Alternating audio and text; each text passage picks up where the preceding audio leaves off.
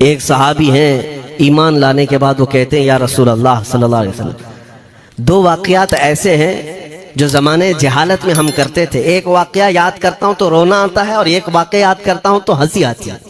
हुजूर ने फरमाया वो दोनों क्या है बताओ। उन्होंने कहा पहला वाक़या तो ये है जिसको याद करके रोता हूँ कि जवानी में जब हमारे घर बेटी पैदा होती थी तो हम उसका गर्दन मरोड़ कर दफन कर देते थे।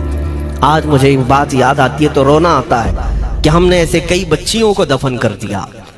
मेरे आका सल्लल्लाहु अलैहि वसल्लम ने फरमाया फिर हंसी किस बात पर आती है।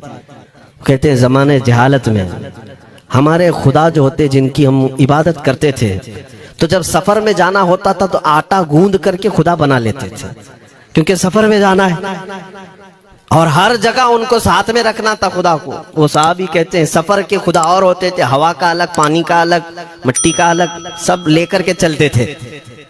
फिर हुजूर ने फरमाया हंसी किस बात पर आती है। वो कहते हैं बीच रास्ते में अगर खाना खत्म हुआ तो कभी खुदा का हाथ तोड़ के खाते थे, कभी पैर तोड़ के खाते थे। अरे मेरे अजीजों 1400 साल बाद आज जब आप हंस रहे हैं, उस सहाबी को तो इस बात पर हंसी आती होगी।